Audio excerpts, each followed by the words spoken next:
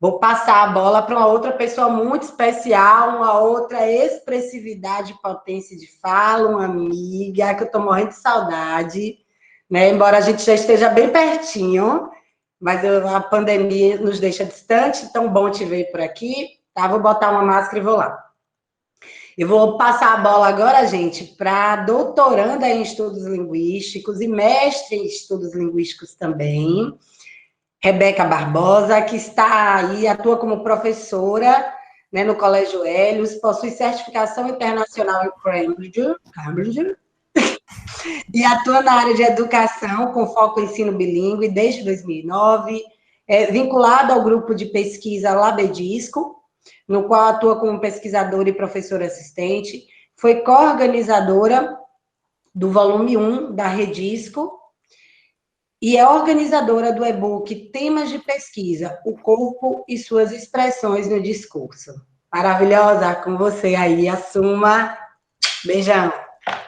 Obrigada, Tâmara, obrigada aí pela apresentação, cheia de pompa e circunstância, fiquei toda constrangida. Bom dia, gente, queria começar agradecendo a Carla pelo espaço, para a gente falar aqui, representar o Labedisco, que é o nosso grupo de pesquisa. O LINSP é minha casa original, então eu queria dar um bom dia especial para os nomes que eu tenho visto aqui, Amanda, né? Tâmara também, que é a colega do LINSP lá, tem mais gente aqui do LINSP que eu estou vendo aqui, Edna, um beijo para todo mundo aqui que faz parte do LINSP, que fez parte da minha história. E agradecer também, claro, aos colegas, né, do Labedisco que estão aqui prestigiando o evento, prestigiando Carla, um beijo. E vou abrir, sem mais delongas, para a gente começar a nossa mesa, que tem o nome A Ordem é de Matar, né, a gente veio para escancarar aí algumas relações, né, claro que são sempre leituras, né, nenhum pensamento é unânime, mas vamos abrir para a gente pensar um pouco o que é que a gente tem vivido aí nessa pandemia. Essa mesa eu divido com as minhas colegas aqui, né, Jussara e Ismarina. A primeira fala vai ser com Ismarina, tá? Vou apresentar a Ismarina aqui para vocês. Ismarina é aluna também do mestrado, ela está construindo um trabalho sobre as mulheres trans na política. Agora, na pandemia, ela também vai trazer um trabalho sobre as mulheres trans, o corpo trans, no processo pandêmico. Depois da fala de Ismarina, a gente vai passar para a Jussara, tá? Jussara vai falar sobre as notícias. Ju, abre seu microfone, por favor. Confirma aí se eu não estou errada. Jussara vai falar aqui sobre as notícias com relação à pandemia, não é isso, Ju? Isso. Jussara vai trazer para a gente uma leitura, e nós pegamos alguns conceitos-chave da Ordem do Discurso, que é essa obra que a gente está parabenizando aqui com esse evento, né? Então, Ismarina vai trazer um pouco dessa obra para a gente tratar de uma forma mais abrangente. Ismarina vai trazer essa relação com a vontade de verdade, que é uma coisa que é muito focada por Foucault, dentro da Ordem do Discurso, e eu vou falar sobre procedimentos de exclusão quando eu trouxer a minha fala, que vai ser a terceira fala dessa mesa, intitulada A Higiene do Corpo na Pandemia, a Limpeza como Sobrevivência, tá? Então, eu vou falar um pouquinho sobre essa nova higiene que está surgindo para nós aí, fazer umas relações. Então, eu passo a palavra agora para a Ismarina. Ismarina? Oi, bom dia, gente. Bom dia, meu amor. Quer compartilhar?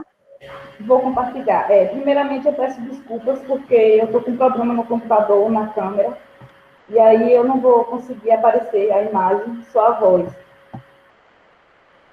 De qualquer forma, quando você compartilhar a tela, a gente não consegue te ver, né? Então, compartilhe a sua tela, que de qualquer forma a gente vai acompanhando o seu trabalho, tá bom? Apareceu? Ainda não. Agora foi. Pronto? Pronto, para mim foi. Foi para todo mundo? Para mim também está aparecendo. Ótimo. Sim. Ok. Pronto. Pensando no nome dessa mesa, que é a Ordem para Matar, eu escolhi justamente um tema com os sujeitos que seguem essa ordem genocida governamental. Então, os sujeitos transexuais na pandemia são sujeitos que já em condições normais já são apagados e invisibilizados. Agora, nessa situação da pandemia, a coisa só fica pior. Primeiramente, eu gostaria de situar a obra homenageada aqui nesse evento, que é a Ordem do Discurso, de Michel Foucault. Essa obra, na verdade, é uma aula inaugural do Foucault no Colégio de France, que foi pronunciada dia 12 de dezembro de 1970. Justamente por ser uma aula inaugural, o Foucault ele adota um tom de conferência. Ele vai relatar as suas reflexões e pesquisa acerca das diversas abordagens do discurso. Então, ele vai demonstrar como o discurso ele exerce uma função de controle em nossa sociedade, em diferentes períodos históricos e grupos sociais. Segundo Foucault, o discurso ele pode ser conceituado enquanto rede de signos, que se conecta a tantos discursos a outras redes de discurso, em um sistema aberto que tanto registra quanto reproduz. Ou seja, o discurso está na sociedade como uma forma de teia, onde tem diversos discursos, e ele está o tempo todo sendo produzido e sendo reproduzido. E esses discursos eles acabam estabelecendo certos valores em nossa sociedade. A partir daí, o Foucault ele vai perceber que vai haver diversos procedimentos que cerqueiam o controle dos discursos na sociedade, que são a interdição, a separação e a vontade de verdade. E, justamente como a Rebeca falou, ela vai falar um pouco mais sobre a interdição e a Jussara vai falar mais sobre a vontade de verdade. Muito de nossas apresentações aqui hoje, elas nasceram instigadas justamente pelo projeto do Diário Foucaultiano do Labedisco, que surgiu durante a quarentena com a necessidade de falarmos dos acontecimentos e sentimentos durante a pandemia. Então, nós estamos no Facebook, no Instagram e, recentemente, também estamos no Spotify. Então, quem quiser saber mais sobre o Diário Foucaultiano de Quarentena, é só entrar no Facebook, no Spotify ou no Instagram. Antes de falar sobre a minha apresentação de hoje, um dos motivos, justamente, de falar sobre o sujeito trans na pandemia é porque eu já venho fazendo um trabalho há algum tempo sobre a mulher trans.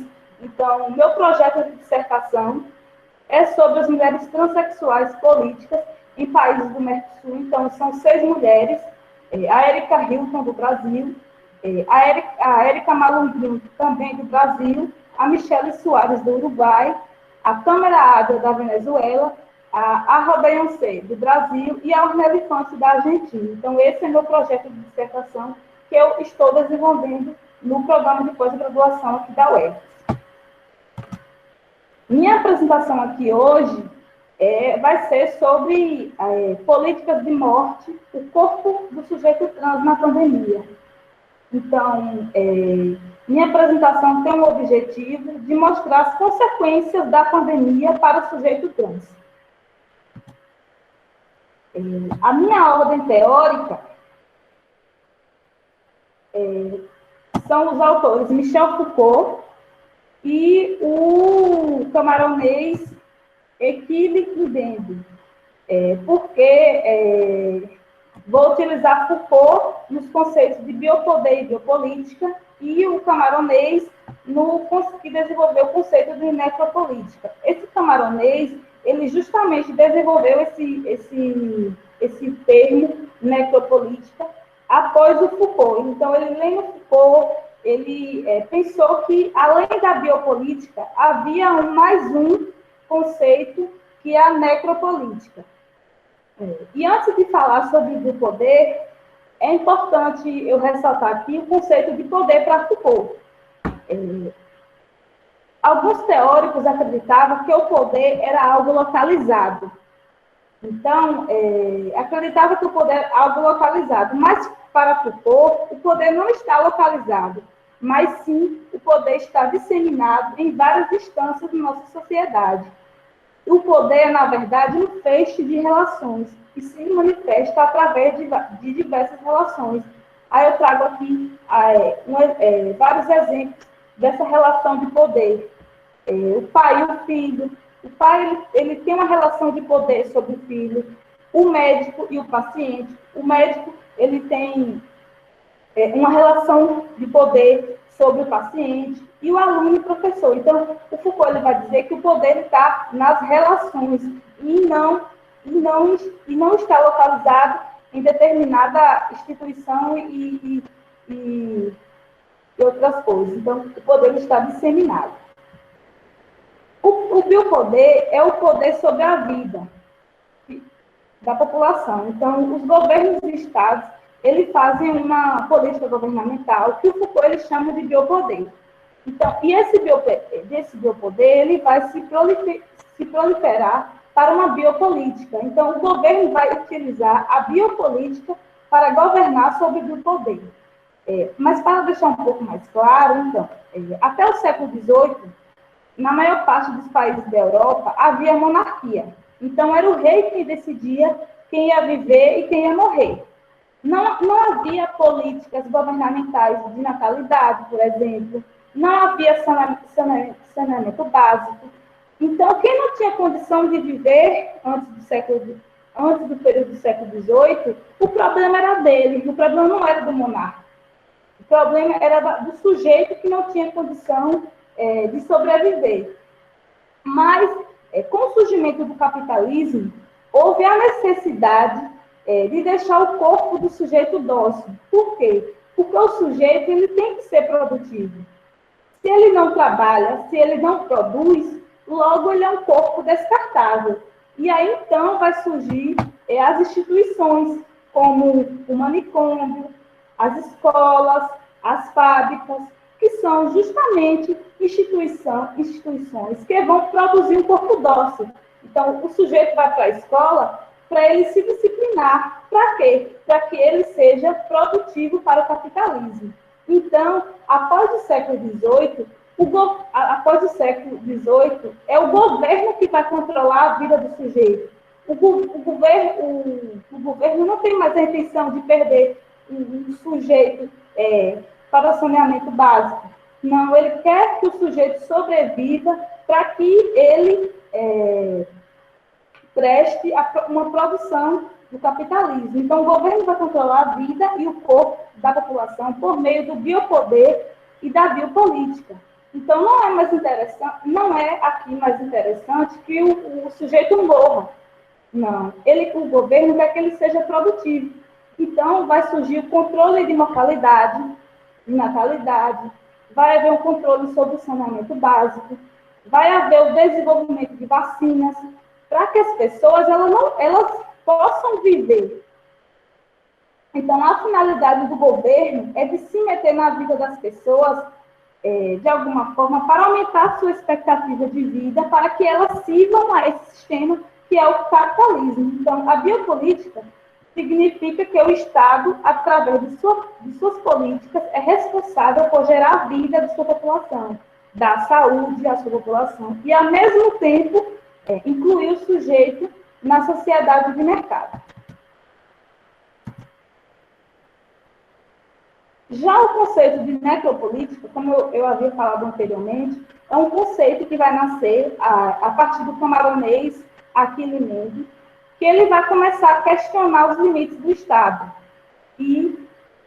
Porque se o Estado ele tem o direito sobre o corpo do indivíduo, ele também vai escolher quem é que deve viver e quem é que deve morrer. Então, a necropolítica é a política da morte. Então, são aqueles sujeitos descartáveis na nossa sociedade. Então, se o sujeito ele não presta, ele ele não produz para o capitalismo, logo ele vai ser um corpo descartável. Então, ele vai dizer para o Estado, o Estado não é para matar ninguém, ele é para cuidar, mas não é isso que vai acontecer, mas isso não é o que acontece. Um exemplo bem claro da necropolítica é o que nós vemos atualmente nas favelas, nas comunidades, nas periferias. São lugares que têm licença para matar, lugares subalternizados, sujeitos descartáveis. É o caso agora dos idosos, né? Então, como eles não servem mais o sistema do capitalismo, ele vai ser logo um corpo descartável, logo ele vai ser um sujeito descartável. E aí eu trago, para começar aqui um pouco da análise, a fala do presidente Jair Bolsonaro. Essa fala foi no dia 27 de março, logo no início da quarentena aqui no Brasil, da pandemia. E aí ele vai dizer que alguns vão morrer. Lamento, essa é a vida. Então, como eu disse anteriormente, se algumas pessoas morrerem, não tem nenhum problema. Se essas pessoas forem corpos descartáveis, se essa pessoa ela não está mais prestando ao sistema do capitalismo, logo ela vai ser um corpo descartável. É o caso que está acontecendo com os idosos. Mas isso vai seguir além, porque isso vai também se dar para as pessoas trans. Então, ao relativizar a gravidade da situação, ou dizer que muitos vão morrer, está muito claro a política macabra e intencional contra a população mais vulnerável, que é o que aquele Mendes chama de necropolítica, que é quando o Estado ele não se importa em matar determinados sujeitos. Ele até prefere que morram alguns sujeitos, que esses sujeitos sejam descartáveis, já que eles não estão servindo ao sistema. Então, a necropolítica é a destruição massiva dos corpos, do sujeito marginalizado, do sujeito que não é útil ao sistema. Então, quando a vida do sujeito não serve ao sistema, ele se torna portador de uma vida matável. Então, ele tem uma vida descartável. E Bolsonaro deixa isso bem claro na sua fala. E aí, pensando, e quem é que vai morrer? No caso, as pessoas que mais acabam sendo marginalizadas e em uma situação pior durante a pandemia são as mulheres, porque durante a pandemia muitas mulheres não estão saindo para trabalhar, não estão saindo para estudar, então elas são vítimas da violência. Os negros, porque mesmo durante a pandemia nós temos visto que a polícia está matando muita gente negra e também os mais pobres também vão morrer. Então, esses sujeitos são os que vão mais sofrer com a perda de emprego, suspensão de ganhos. Então, são corpos que são descartáveis. Se o sujeito perdeu o emprego, a culpa é dele. Ele é um corpo descartável. O Estado não tem problema algum de matá-lo. Ele acaba sendo um corpo descartável e, logo, essa política é uma política de morte. E aí, dando prosseguimento, e aí, nessa questão da necropolítica, o sujeito trans, ele é um dos mais desprestigiados, porque ele já é um sujeito que é apagado e invisibilizado na sociedade. Agora, durante a pandemia, a coisa só aumenta. Então, está havendo aumento, gradualmente, de mortes dos sujeitos transexuais.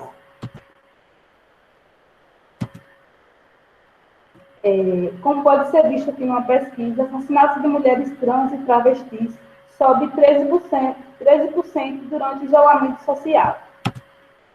E isso já em condições... O Brasil, já em condições normais, já é um país que mais mata trans e travestis no mundo. Durante a pandemia, isso está aumentando. Então, a pandemia está deixando consequências devastadoras para o sujeito trans.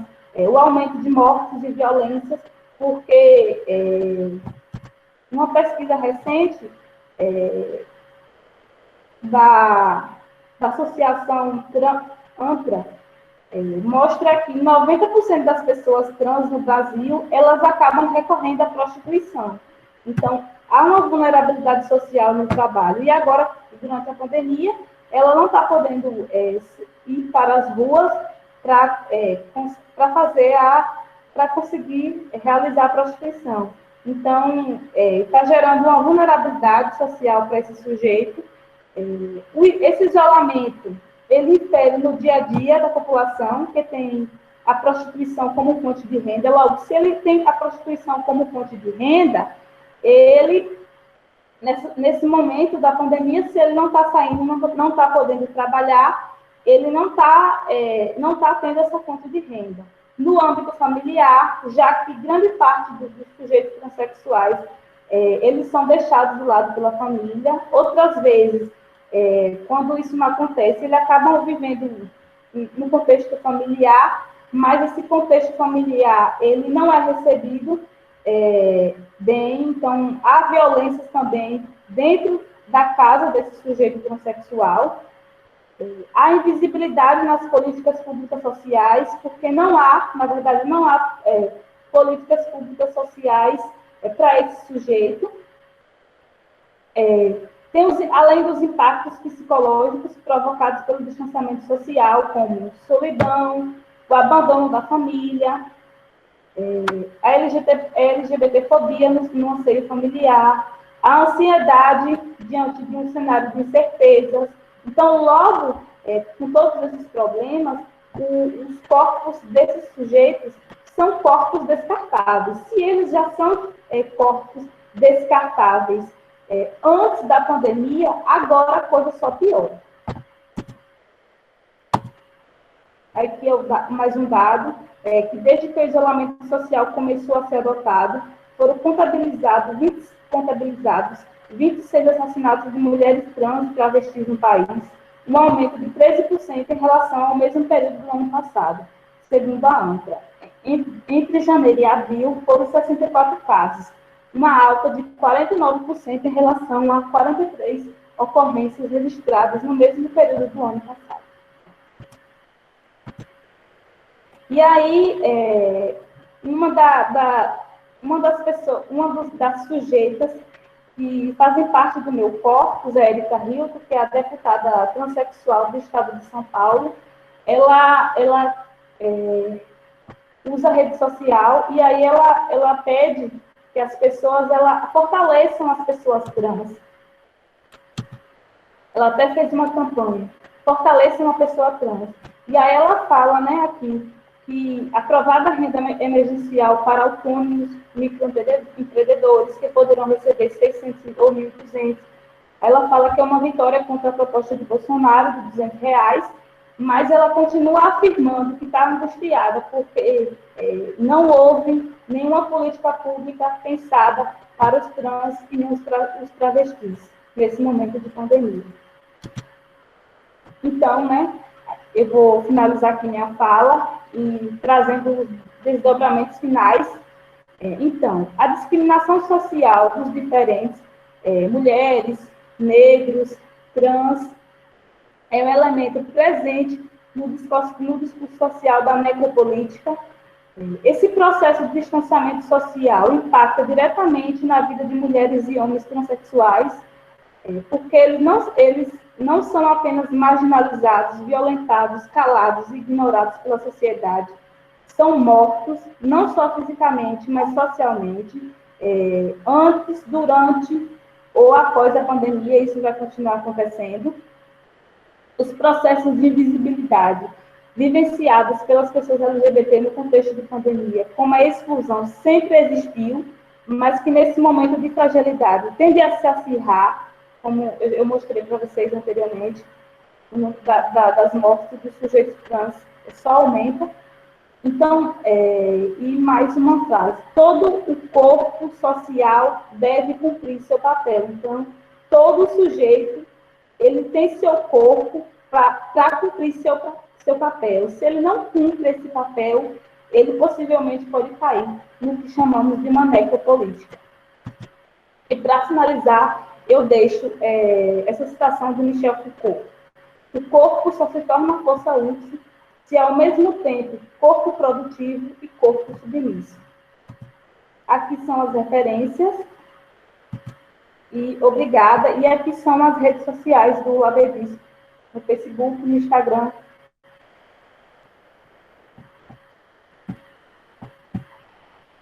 E assim eu finalizo minha fala. Parabéns, Ismarina. Maravilhoso o seu trabalho, como sempre. A gente vai abrir para discussão no final das nossas falas. A gente está vendo aí o adiantado da hora, então a gente vai tentar ser bem organizado nesse processo da mesa. Eu vou passar agora a palavra para a Jussara. Jussara constrói um trabalho no mestrado sobre a cura gay, né? E agora, para essa apresentação que a gente pensou aqui nessa mesa, Jussara vai falar sobre as notícias, a forma de veiculação das notícias durante a pandemia, notícias sobre saúde. Eu passo agora a palavra para ela. Gente, eu estou tentando compartilhar a tela no celular porque no computador não está indo.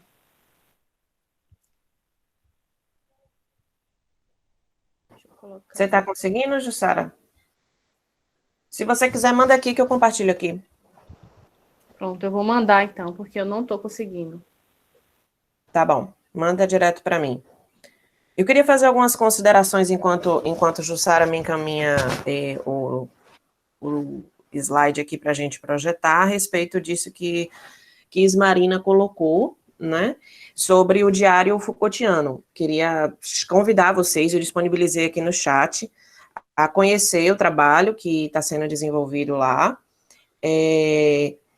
São textos curtos, né, são textos pensados para esse momento da pandemia, para a forma como nós pensamos os nossos trabalhos e os nossos recortes teóricos a partir da pandemia, dessa situação, desse momento, dessa atualidade. E quem tiver interesse, que não conseguir ver, depois eu colo de novo aqui o link, tá? Vou compartilhar agora, Jussara, a tela aqui com sua apresentação. Pronto. Não consegui fazer no celular, não.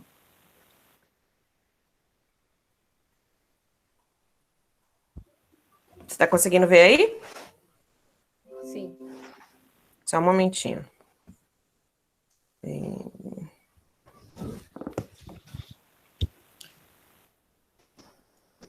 Então, gente, como já foi dito, meu nome é Jussara. A minha formação básica é em psicologia, então sempre as questões sobre saúde me interessam. E aí a apresentação de hoje vai ser sobre esse tema, notícias sobre saúde e o neoliberalismo na pandemia. Como a Rebeca já falou, Ismarina, a gente tem um projeto do Diário Foucaultiano de Quarentena que a gente sempre escreve. E aí eu percebi que esse tem sido um tema fundo de tudo que eu escrevo no diário. E aí eu quero dar um panorama aqui para vocês da minha visão, a partir de Foucault, sobre essa ligação das notícias em saúde e o neoliberalismo na pandemia. O título da mesa é A Ordem é para Matar. E eu espero que, ao final da apresentação, a gente consiga fazer uma ligação sobre como esse desdobramento das notícias em saúde com o neoliberalismo na pandemia, dependendo de como ocorre esse manejo, ele acaba formando uma ordem do discurso que mata, em vez de cuidar, em vez de proteger ou de promover a saúde. Pode passar, Rebeca.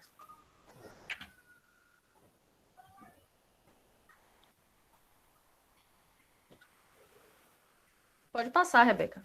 Eu já passei. Ah, certo.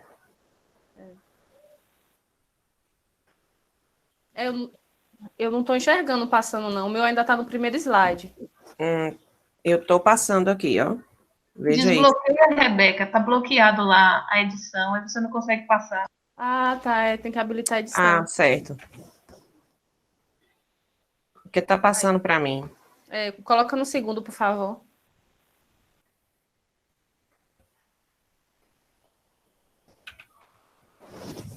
Pronto? Eu não estou vendo, não. Vocês estão vendo? Não está aparecendo não, Rebeca. Tem que ir em compartilhar a página novamente. Está aparecendo seu rosto. Tá bom. Só um momentinho.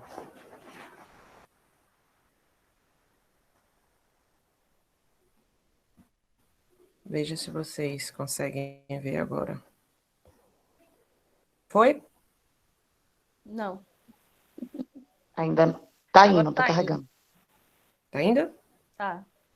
Pronto. E aí, primeiro, a gente pensar a questão do neoliberalismo e da vontade de verdade. Sobre o neoliberalismo, eu não vou falar muito, não, porque eu quero só que a gente pense quais são as características principais do neoliberalismo. E eu acho que é a questão do individualismo, né, que leva à ideia da meritocracia, porque é o indivíduo que consegue as coisas a partir do esforço dele, e, consequentemente, também há uma intervenção mínima do Estado.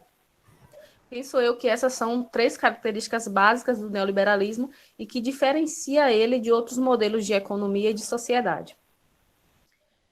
E aí, a seguir, pode passar, Rebeca. Eu vou explicar um pouco mais detalhado o que é essa vontade de verdade para Foucault, para a gente entender como essa vontade de verdade se liga a esse modelo de sociedade neoliberal, que, de certa forma, estamos caminhando cada vez mais para ele, apesar de alguns tipos de intervenção estatal que a gente vê acontecer. A vontade de verdade, na ordem do discurso, ela aparece no que Foucault chama de procedimentos externos, que são procedimentos que, segundo ele, agem excluindo alguns tipos de saberes e incluindo outros, justamente para ter controle do poder desses discursos. Isso sempre vai ter a ver com o momento histórico que a gente está vivendo, porque eu acho que se a gente pensar outras épocas, alguns tipos de saberes não faziam nem sentido se citar ou se incluir, porque justamente naquele momento da história não era um...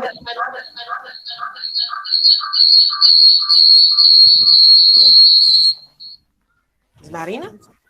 Jussara? Fui eu, é porque eu tinha ligado no computador, lembra que eu falei que não estava funcionando? Aí agora ele resolveu abrir, porque não estava nem abrindo, mas eu já fechei. Pronto. E aí tem a ver sempre com esse momento da história e com as instituições hegemônicas também desse momento histórico, que são as instituições que possuem um lugar de privilégio no exercício do poder, que acabam, de certa forma, também disponibilizando alguns tipos de saberes que são necessários para a gente desenvolver outro, para a gente questionar outro. Então, a vontade de verdade, ela é sempre histórica, ela está sempre constrangida por instituições e se opera dessa forma através de um ritual que é requerido e previamente definido. Para Foucault, a verdade ela não é imanente às coisas. Qualquer pessoa, em qualquer época, ela não pode chegar e desvendar uma verdade. A verdade ela precisa de uma história, porque ela precisa de condições de existência. Se a gente pensar algumas verdades que são colocadas hoje, em outro momento histórico, não seria possível, justamente porque é um ritual. Em cada momento histórico, no nosso, a gente tem atualmente a ciência ligada à matemática. Então, para se produzir uma verdade hoje, em determinado modelo, é preciso passar por esse ritual. Não quer dizer que para Foucault não existe uma proposição ou enunciado que não seja verdadeiro, mas que há sempre condições históricas por trás disso. Por isso, ele está sempre ligado ao presente. A vontade de verdade, ela tem sempre a ver com o presente, porque ela tem sempre a ver com as inquietações, com as demandas da sociedade, com as dúvidas que surgem. Se a gente pensar agora na pandemia, uma verdade que se produzir sobre o vírus corona, ela tem a ver com esse momento histórico. Em outro momento, talvez eu produzisse uma verdade sobre a peste. Pode passar, Rebeca. E aí, se a gente pensando nessa vontade de verdade e os valores do neoliberalismo, eu acho... para mim, fica claro assim que a nossa vontade de verdade na atualidade, ela não tem como não se ligar aos valores do neoliberalismo, porque se ela tem a ver com as demandas, com as problematizações do presente, e isso está muito em pauta. E aí, como isso se liga às notícias sobre saúde? E aqui eu fiz uma retrospectiva que vai ser bem rapidinho assim. Eu coloquei o nome de arquigenealogia porque é justamente para entender esse campo de forças das notícias em saúde e não fazer uma retrospectiva histórica. E aí eu peguei como ponto principal essa solidificação da epidemiologia, que é a área da ciência que estuda os agentes que causam as doenças, os agentes transmissores. A epidemiologia ela se solidifica quando ela descobre quais eram os agentes transmissores das doenças infecciosas, que são essas doenças que causam pandemia, epidemia, a gente pensar peste, varíola, esse tipo de doença. Antigamente era muito mais frequente. E aí depois a gente tem um controle disso. Depois desse controle, a epidemiologia ela se volta para a matematização do método epidemiológico através da estatística, que vai ser condição de possibilidade para ela formular um saber que ainda não existia, mas que começa a ser uma demanda da sociedade depois que ela, de certa forma, supera essas doenças infecciosas, que são as doenças não transmissíveis e crônico-degenerativas, diabetes, obesidade, colesterol alto, por exemplo. E aí ela vai formular um conceito que não é um agente causador, não é um agente que causa aquela doença diretamente, como no caso da varíola, da peste, da dengue mesmo, mas são fatores de risco. E aí são todo o hábito mais cotidiano, mais banal, que não é que ele vai ser a causa, mas ele vai aumentar ou diminuir a probabilidade da gente ter aquele tipo de doença. O que é importante a gente perceber aqui é uma mudança de um paradigma de uma consequência coletiva dos comportamentos nas doenças que são infecciosas, pandêmicas, epidêmicas, porque a gente tem um agente infeccioso que é necessário uma medida estatal, se a gente pensar, por exemplo, a revolta da vacina, que teve essas questões mais de intervenção estatal para doenças que são transmitidas por agentes que têm a ver, inclusive, com saneamento básico. A gente vê uma mudança quando se coloca em foco o fator de risco, porque no fator de risco, o foco vai ser no comportamento do indivíduo, uma descoletivização das consequências desses comportamentos. Então, o que eu faço, ele vai reverberar na minha saúde de forma individual. Pelo menos assim, é o foco que se dá nas notícias em saúde, se a gente for observar as notícias que apareciam na televisão antes da pandemia, por exemplo. Se a gente pensar programas como o Bem-Estar e programas do tipo que aparecem em todos os canais, o que aparecia sempre no Fantástico sobre doença e saúde.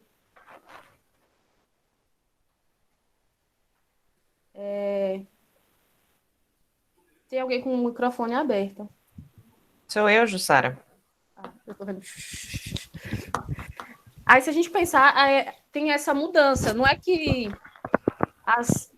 o que eu faço dentro da minha casa, com as minhas atitudes mais banais, assim, não influencia o outro. Mas o foco nas notícias de saúde, eu acho que não é difícil perceber, é sempre nesse âmbito que as consequências do meu comportamento para a minha saúde são consequências individuais, porque são consequências, se eu como açúcar, eu que vou ter diabetes, não é o outro. Não é que isso não seja importante, mas há uma predominância desse tipo de notícias sobre saúde na mídia. E, para mim, esse vai ser o solo fértil para o crescimento da pandemia. E aí, voltando àquela... Pode passar, Rebeca. Voltando àquela ligação do neoliberalismo e da vontade de verdade. Se a gente pensar, quais são os valores do neoliberalismo? Qual é essa vontade de verdade que se associa aos valores do neoliberalismo, que é uma vontade de verdade que traz sempre à tona questões sobre individualismo, sobre meritocracia, sobre mínima intervenção do Estado.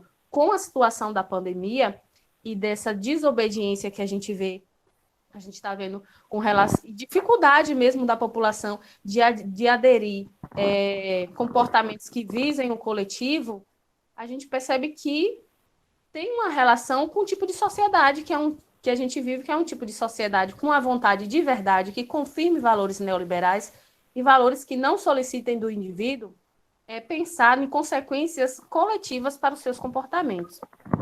Pode passar. E aí, pode passar isso também que eu já falei, para a gente estar com pouco tempo também. E aí, aí eu coloquei essa questão. Quando as práticas preventivas em saúde devem ser coletivas, elas são transferidas exclusivamente para o âmbito individual, para o âmbito individual também é transferida a responsabilidade pela doença. E qual o problema disso? Alguém pode se perguntar, porque realmente, se eu como uma coisa, se eu não faço exercício, eu tenho responsabilidade nisso. Pode passar, Rebeca. Qual o problema disso é se a gente for pensar onde que está o Brasil no mapa-mundi, como é que a gente vive, qual a nossa situação do SUS, as condições de vida, será que todo mundo tem condição de ter uma dieta balanceada para poder escolher se come açúcar ou se come verdura, ou se come macarrão, ou se come arroz integral? Será que todo mundo, eu vi passar na televisão, por exemplo, uma família que não tinha dinheiro para comprar material de limpeza suficiente para lavar as mãos, inclusive quando o pai chegava da rua que foi trabalhar. Então, quais são essas consequências, essas condições de vida? A questão das comorbidades, por exemplo, diabetes, obesidade, colesterol alto. Quem tem dinheiro para ter uma dieta balanceada ou então para não desenvolver esse tipo de comorbidades que às vezes é porque a pessoa não descobriu, não tratou no início. Isso tudo tem a ver com essa condição de vida, com esse o Brasil, né? Pode passar, Rebeca. E aí, pensando isso das notícias de saúde, não tem como a gente não pensar o lugar do representante de Estado. Porque o representante... Sai uma notícia em saúde, sai o representante de Estado falando algo que às vezes vai contrário a uma orientação da OMS, esse tipo de coisa. E eu acho que não é... Depois dessa apresentação, eu sei que eu fui concisa, porque tem muitos pontos que dá para aprofundar, eu acho que não precisa... Eu acho que fica fácil a gente deduzir que quando um chefe de Estado deslegitima toda a ordem ou recomendação que se refere a práticas coletivas de prevenção numa pandemia, seu objetivo é isentar o Estado da responsabilidade sobre o cuidado da vida de seus cidadãos. Porque se as práticas coletivas elas não são valorizadas, não são colocadas como um valor, a gente tem em contraposição o lugar do individualismo, de uma meritocracia, de uma responsabilização do sujeito, e, ou seja, uma intervenção mínima do Estado.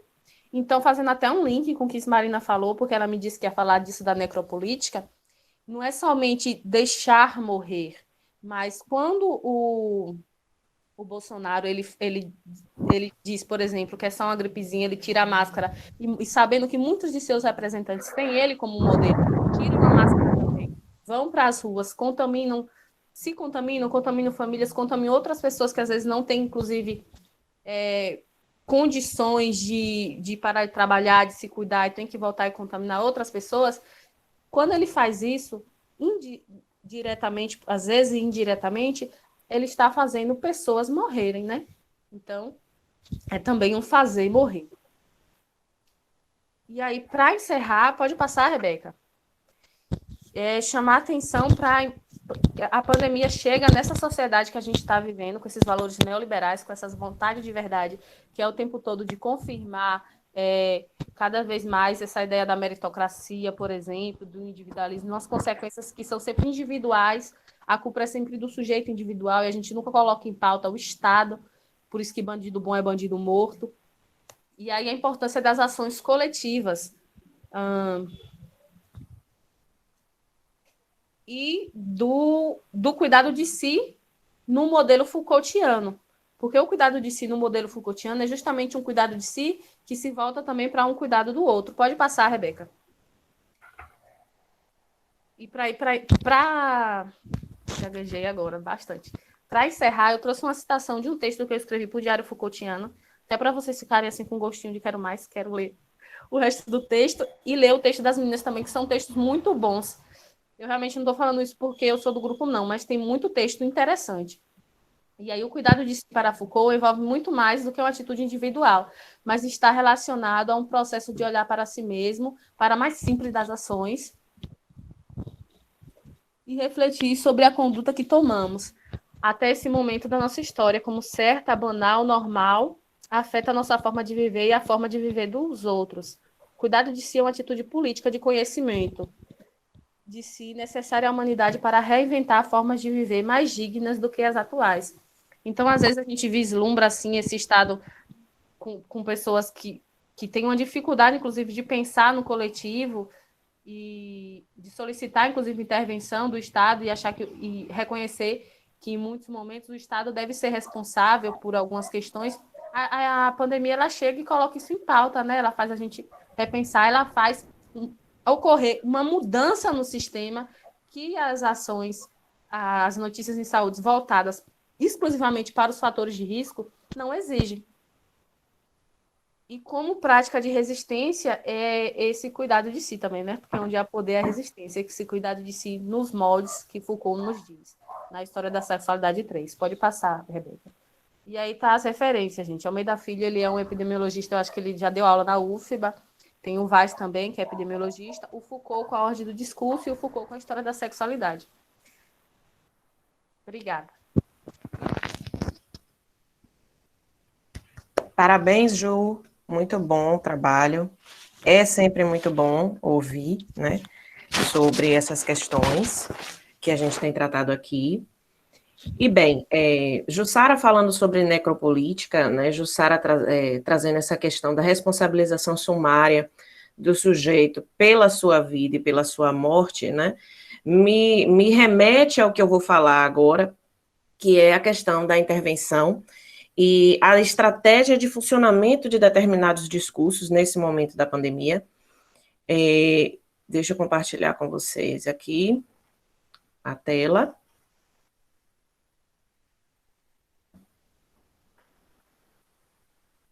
Todo mundo consegue ver? Porque eu não consigo ver vocês. Tá carregando. Pronto, já tá vendo. Tá vendo? Pronto, deixa eu colocar então aqui a apresentação para ver se vocês conseguem. Consegue ainda, Tamise, ver? Tamise, Consigo, né? tá ótimo, Beca. Sim. Pronto, beleza. Bom, então para hoje, pessoal, eu pensei da gente falar um pouco sobre a questão da higiene do corpo na pandemia e a limpeza enquanto forma de vivência, né? A limpeza como sobrevivência. A nossa mesa, como vocês já sabem, se chama A Ordem é para Matar. Então, a gente trouxe esse recorte, esse fio condutor nas nossas falas. Agradecer a presença de Newton, que eu vi, que está aí, olhando as pupilas.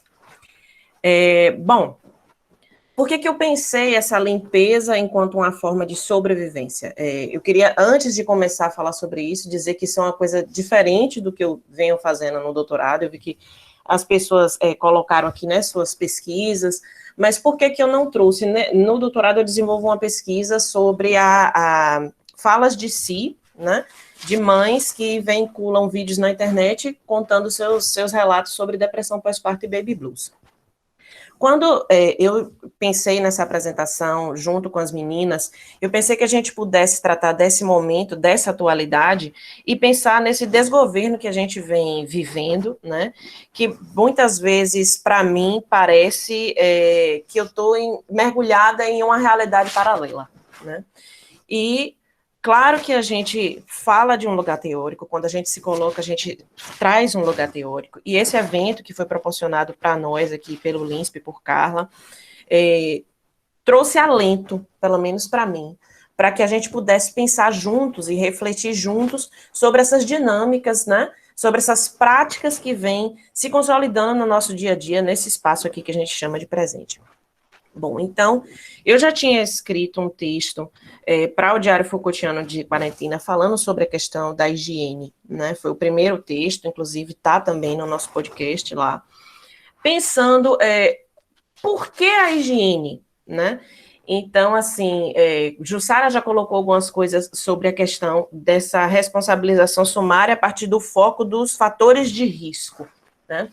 Então, uma das coisas que vem sendo vinculada muito na mídia, como as meninas colocaram, principalmente Jussara, é sobre a questão da importância do lavar as mãos, né, do fazer a higiene dos alimentos, do fazer a higiene do corpo quando você sai.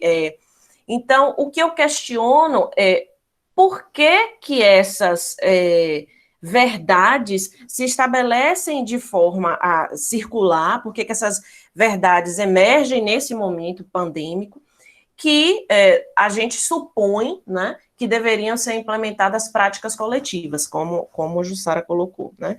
Então, são estabelecidas, através desses focos, né, através dessas verdades, dessa circulação dessas verdades, as estratégias de governo para um corpo e um processo de autorização da morte, como Ismarina trouxe o conceito de necropolítica, né? Bom, essa apresentação que eu construí, eu foquei sumariamente na ordem do discurso. É um livro, é uma obra muito importante, né, para nós, todo mundo que começa a estudar Foucault, pega logo a ordem do discurso para ler. E aí eu trouxe uma passagem que eu acho que todo mundo que usa a ordem do discurso usa essa passagem, e que a gente se atentasse no destrinchar da forma mais clara que a gente pudesse aqui nesse momento, né?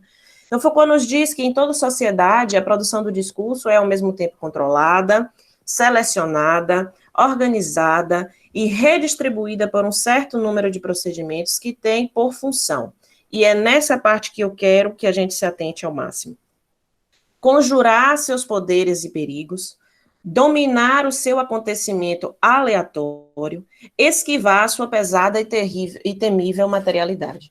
Quando eu penso em conjurar os poderes e perigos, e eu penso e construo essa relação com a higiene, eu penso que a emergência desse discurso sobre a higiene tem que ser retomada do ponto de vista histórico. Quando as meninas trazem a arqueogenealogia, e quando nós pensamos a arqueogenealogia nas pesquisas com Foucault, a gente pensa que a emergência de um discurso traz sempre uma fundamentação histórica, uma condição de possibilidade que se dá dentro da história. Então, os discursos sobre a higiene dos corpos não são novos, né, como a gente pode pensar. E, então, o que significa para nós dominar esse acontecimento aleatório? Não é do nada que os discursos vêm à tona. Os discursos existem através de determinadas condições de possibilidade que são construídas nessa atualidade. Então, como Jussara disse, a vontade de verdade aqui, ela permeia também esse lugar da atualidade, esse lugar do presente. Então, quais os saberes podem ser estabelecidos como verdade para esse momento que eu vivo aqui? Então, quais estratégias podem ser utilizadas para que a gente mantenha a rede de poderes funcionando como está? E a gente tem aqui um outro ponto, que é esquivar a sua pesada e temível materialidade. A materialidade discursiva, muitas vezes, ela traz à tona aquilo que não nos é interessante ver, né? Ainda na ordem do discurso, Foucault nos diz que a gente só vê o que é insidioso do discurso, a gente só vê o que é bonito do discurso. E essa estratégia de funcionamento é justamente o caráter de esquiva dessa temível materialidade, porque essa materialidade, muitas vezes, é a própria morte, é a autorização da morte, e essa esquiva permite o fechar de olhos em uma determinada relação, em uma determinada teia de construção de poderes, de exercícios do poder, né? Bom, então eu questionei a higiene e política de morte, qual é a relação que a gente pode estabelecer? Então, a higiene, enquanto uma prática discursiva, ela está circunscrita a determinadas condições de possibilidade, né? Então, quem está autorizado a ser limpo? Essa é a grande pergunta que a gente tem que se fazer. Dentro da história, quais são os sujeitos autorizados a serem limpos? A gente sabe que a limpeza, historicamente, tem uma associação com a capacidade de compra, né? Antes disso ainda, antes da gente ter esse estabelecimento de política capitalista, a gente tem uma sujeira também, uma sujeira aparente, relacionada com a ideia de pobreza, né? Então, eu trouxe aqui duas obras para que a gente pudesse fazer essa reflexão. Essa primeira obra, ela não tem uma data, né? Os historiadores não sabem exatamente quando ela foi criada, ela é uma obra russa, desse pintor chamado Hariton Platonov, não sei se esse Hariton se pronuncia desse jeito, e você vê que essa imagem, né, dessa obra, que está catalogada nesse blog dessa pesquisadora, que faz um trabalho sobre obras que falam sobre a pobreza, né, a história da pobreza. Então, você olha pela materialidade do corpo, né, dessa criança, que a roupa é puída, a roupa está suja, o cabelo está desgrenhado, a gente vê pontos escuros na bochecha, né, pontos escuros das mãos e dos braços. Antes eu pensei que fosse o jogo de luz que é construído, mas até o jogo de luz das imagens que fazem a relação com esse lugar da sujeira e da pobreza, nos diz qual é esse lugar, que é o lugar do escuro, né? O lugar do não visto. A gente observa os tons escuros também nessa outra obra de Portinari, que é Os Retirantes, né? Fazendo aqui uma associação com a nossa realidade, né? Então, observa o entorno do espaço, a sujeira, né, restos, o número grande de urubus, né, circulando, né, que traz emerge esse discurso da sujeira. A gente sabe que o urubu, ele está sempre presente nos espaços que tem lixo, que tem carniça, e a própria representação desses corpos, são corpos muito magros, corpos escurecidos, né, corpos sujos com roupas sujas. Então a gente vê pontos pretos nas roupas, remetendo essa ideia da falta de higiene.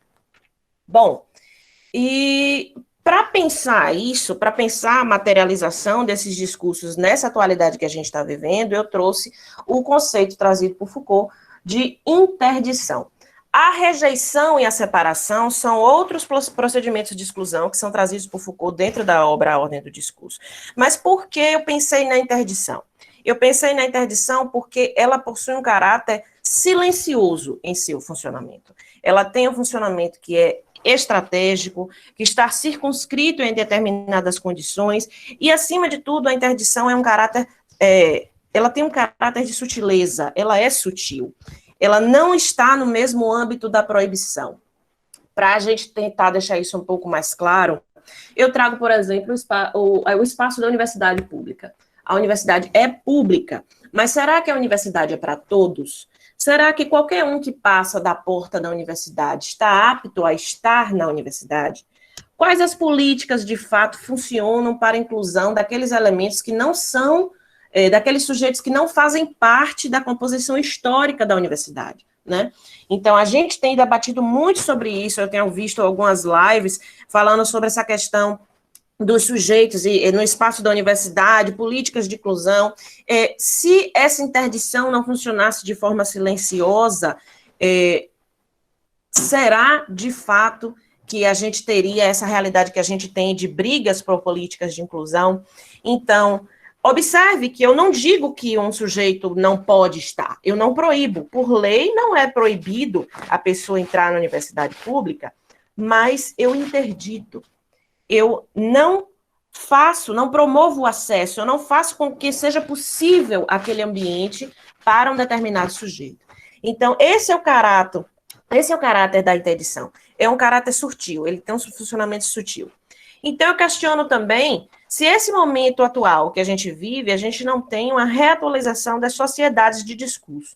Por que uma reatualização? Porque na obra A Ordem do Discurso, Foucault diz que essas sociedades não existem mais, né?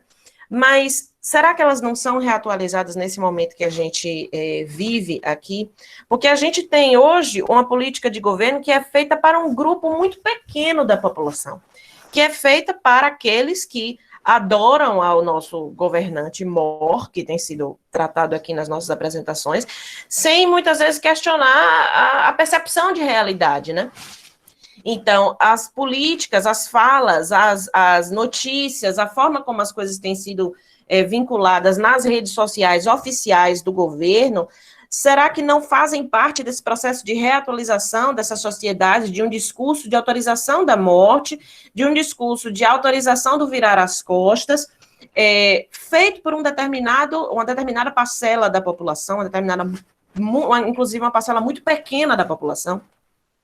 Bom, então, sobre esse caráter de interdição do discurso da higiene, eu trouxe aqui algumas notícias para a gente pensar sobre essa autorização. Quem é que pode ser limpo?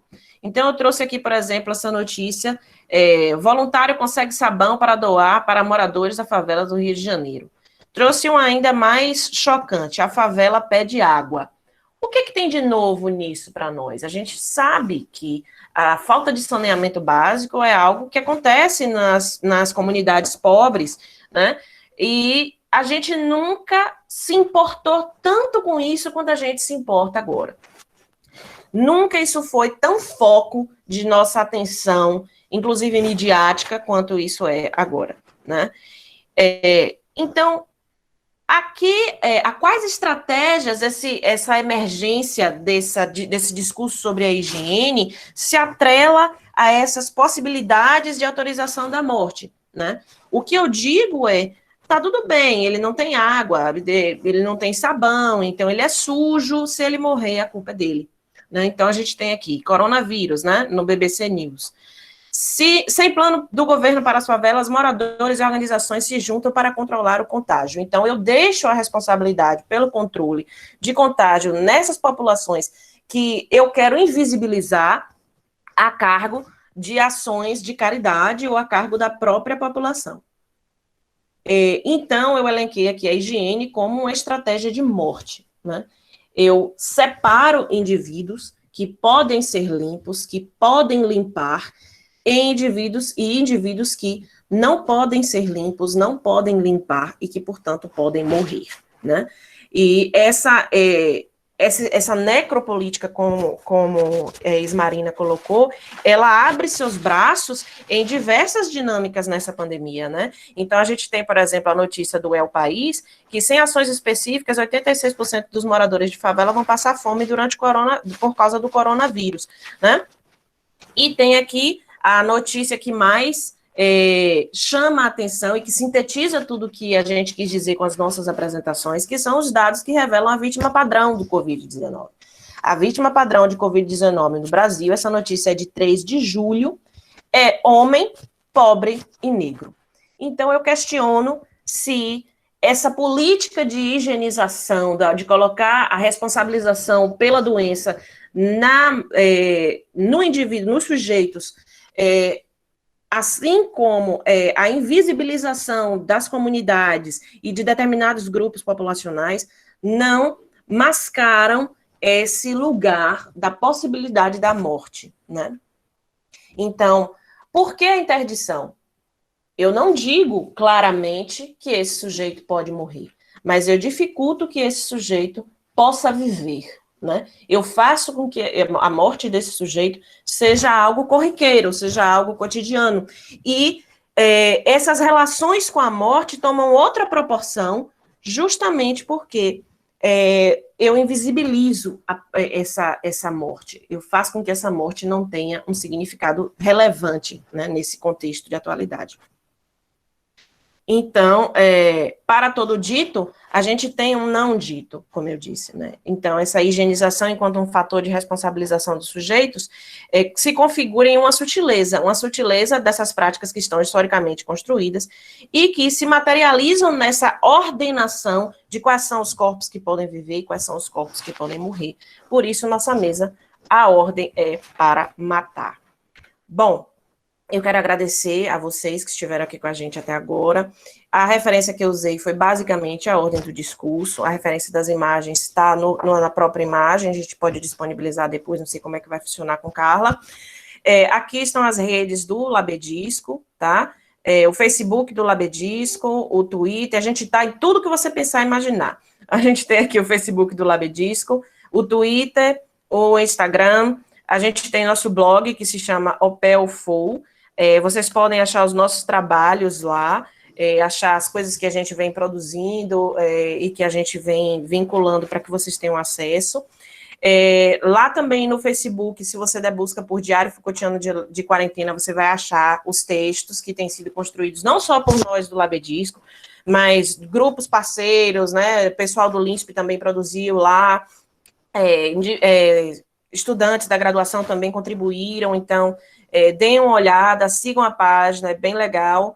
E a gente também está no Spotify com o nosso podcast do Diário Foucaultiano do Labedisco. Então, para quem quiser ouvir os nossos textos, bom, fica aí para vocês a dica, tá? E é isso, pessoal.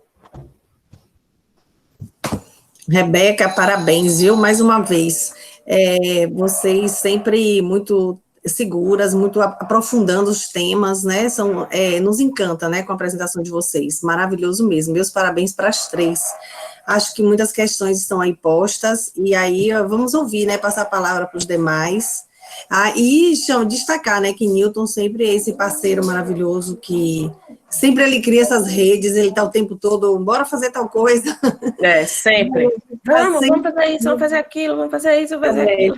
Construindo e preocupado, e estabelecendo essas parcerias, isso é muito bom, né? A gente aprende bastante com ele aí, viu? Mas e aí, gente? Vamos passar a palavra, né, para vocês, para quem quiser seguir aí com questões. A gente ainda tem um tempinho, a gente aguenta mais uns 15 minutos, tranquilamente aí com as perguntas, comentários.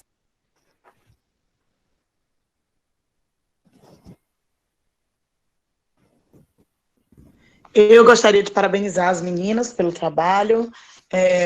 Eu venho acompanhando aqui também as mensagens do chat. Tem algumas pessoas que estão interessadas em pesquisar junto. Tem aqui o caso de Urbani Santana Rodrigues. Tem assim, quero muito dialogar com o grupo. Sou enfermeira e advogada, docente da UFRB. Olha só, uma ponte a mais. Faço doutorado em Ciências Sociais e estudo a precarização do trabalho no campo da enfermagem na perspectiva do gênero, raça e justiça. As salas de hoje dialogam muito com a saúde. Urbani, se você se sentir à vontade, quiser ligar o microfone e falar com as meninas, o evento é isso, é com interatividade. Eu vou estar desligando o meu e seria interessante a gente ouvir um pouquinho. Fala com a gente, Urbani. Fala aqui com a gente. Será que ela ainda está aqui? Estou sim. Estou me vendo?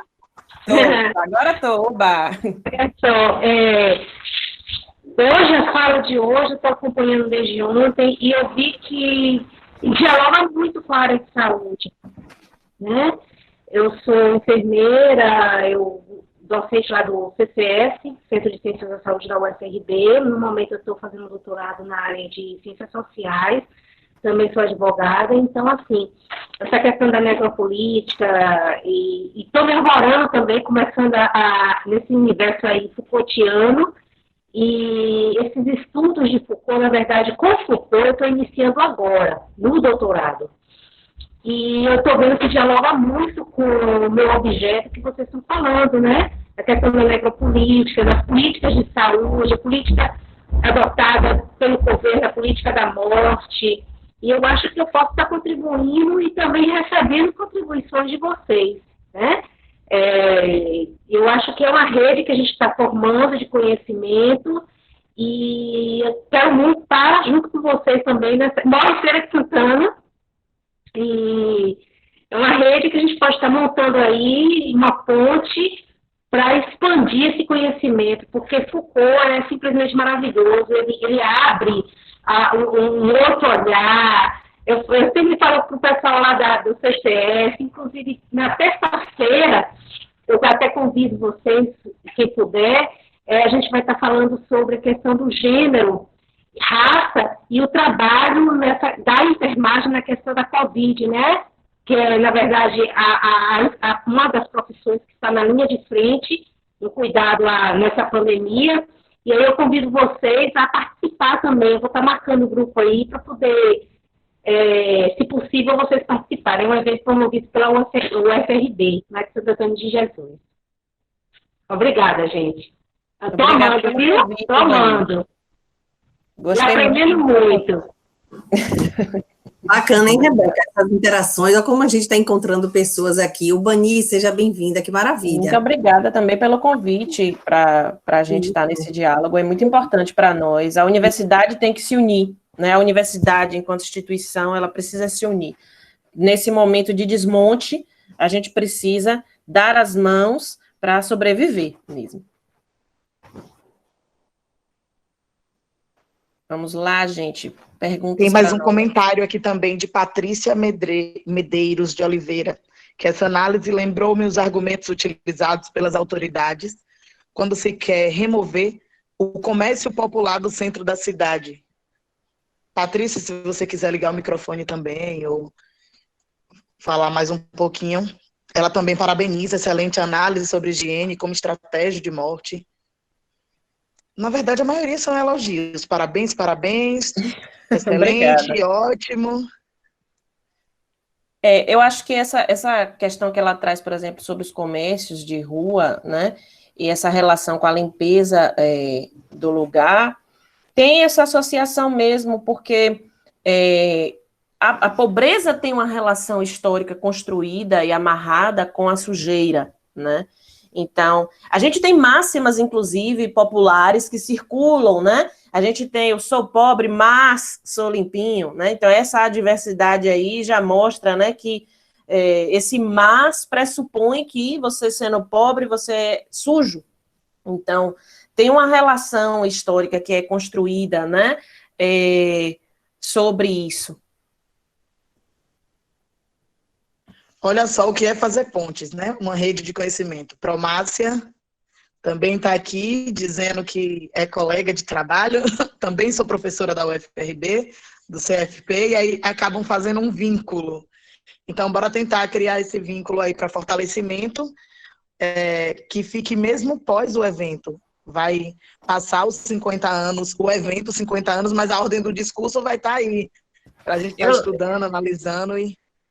Eu assisti uma fala de Márcia, quando ela veio, estava fazendo as disciplinas do doutorado, ela apresentou um trabalho sobre a pesquisa que ela vem construindo, e foi um trabalho muito legal, né? Sobre a questão da inclusão. Será que a inclusão é realmente inclusiva, né? E me marcou muito a fala dela, foi muito bem amarrado. Meu agradecimento, viu, Márcia? Porque eu aprendi muito também na sua fala.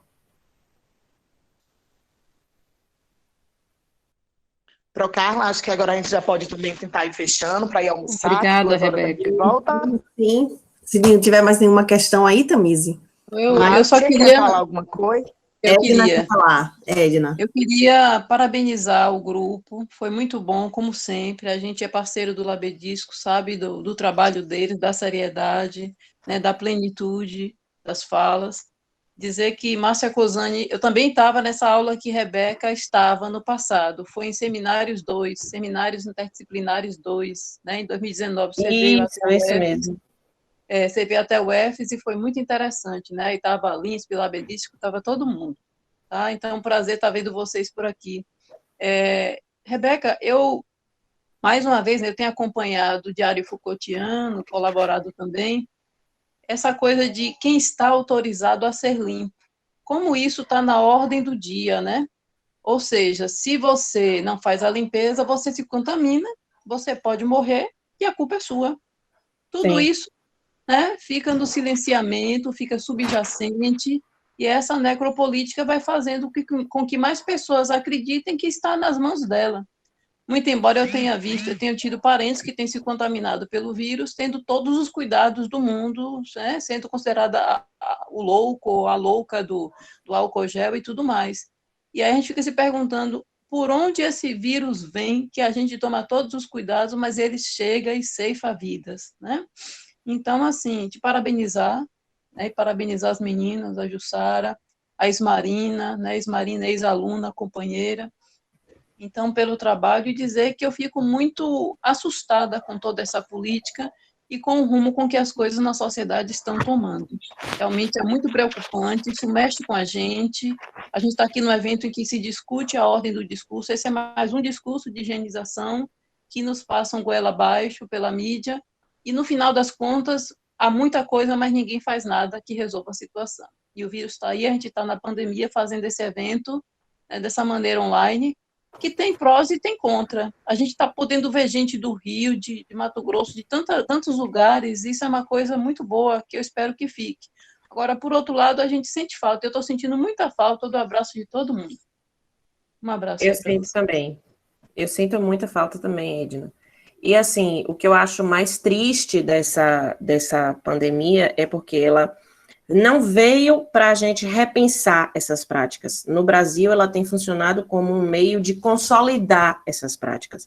A gente já tinha outras práticas, outras dinâmicas de Estado, que caracterizavam esse lugar da política de morte, né?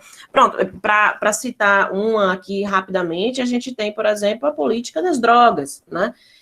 A política das drogas funciona, de combate ao tráfico, ela funciona para uma parte pequena, né, que mora nas comunidades, quer dizer, então, tem uma outra parcela da população que a gente tem que se questionar, a gente não tem drogas na USP, na medicina da USP, a gente não tem drogas nos bairros ricos, nos alfaviles da vida, a gente só tem drogas nas comunidades, né? Então, o que está por trás dessa política de combate às drogas? Senão uma grande autorização da morte daqueles corpos que ali moram, que ali habitam, né? Então, você não vê, por exemplo, quando você pensa na população carcerária do Brasil, você não tem jovens brancos ricos presos porque são usuários ou traficantes, ou, enfim, a lei, ela flexibiliza, né, a brecha, porque a lei do Estado, ela é pensada para uma determinada sociedade, né, ela é gerida para uma determinada sociedade. Então, eu acho que a própria brecha do direito, essa é a minha desilusão com o direito, desculpa os advogados e advogadas aqui presentes, que eu sei que tem amigos aqui que são advogados, mas a minha desilusão com o direito é essa brecha, a brecha que possibilita a flexibilização e que torna o direito, que tem esse caráter, né, da justiça, né, a própria palavra justiça, pressupõe que deveria ser igual para todos, ela flexibiliza, né? Então, a gente tem, no Brasil, a consolidação através de diversas práticas de uma dinâmica de morte de determinadas populações, né? Então, a falta d'água, por exemplo, não é novidade no Nordeste. Não é novidade nenhuma para nós, né? Então, a gente vive... A falta d'água no Nordeste é sazonal, né? A gente ouve isso e vivencia isso. A gente estudou isso na escola, né? A velha e boa indústria da seca. E a gente nunca se importou com isso. Então, esse é o meu grande questionamento. Por que agora? Por que agora pensar que não tem água? Agora pensar que essas pessoas não tem sabão e tal. Então, quais as estratégias que estão sendo disseminadas e feitas para funcionar através desse momento que a gente está vivendo agora na pandemia? A gente pode, então, dar por encerrado, quer dizer, com a fala de Rebeca, viu, ou de Edna aí, e com a sua resposta, Rebeca, sua complementação. Rebeca nos representou aí muito bem, Rebeca e Edna na sua fala também em relação ao MINSP, e Rebeca com todo, né, fazendo essa parceria com a gente também, inclusive coordenando a mesa de hoje, viu, Rebeca? Muito obrigada, né, por essa colaboração, sempre nessa parceria, e como a Edna colocou muito bem, viu, Edna, foi realmente de grande aprendizado, né, e foi maravilhosa essa fala de vocês hoje. Então, só para a gente amadurecer cada vez mais e pensar nessa situação. E eu estava olhando a Edna falar, que a Edna acabou de ter uma notícia, né, de um parente que ela perdeu, e a gente sente muito por isso, e como quando a gente parece que está, de fato, assim, tão perto, né, do problema, fala de uma forma que nos toca, né, nos comove mais ainda, e faz a gente pensar mesmo nessa situação tão séria, né, e essas questões todas que vocês trouxeram, que só fazem a gente, enfim, tomar uma posição, né, e sentir nessa necessidade de tomar uma posição de resistência, de enfrentamento dessa situação. E realmente esse espaço da gente está sendo um espaço, pelo menos, para a gente conseguir fazer essas leituras que a gente chamou de insurgentes, né, essas leituras que tanto vão saindo, vão despontando, para a gente fugir dessas leituras que vocês trouxeram, que estão aí nos jornais, que é o que o pessoal está lendo, mas vocês trouxeram essa leitura que corta, como eu chamei no início, né, da abertura do evento, que Foucault fala do saber que corta. Então, assim, a gente vem lendo o que está na mídia, mas a leitura que vocês fazem da mídia é uma leitura que realmente faz cortar, é um saber que desestabiliza e faz a gente se colocar num outro lugar, né? Parabéns mesmo.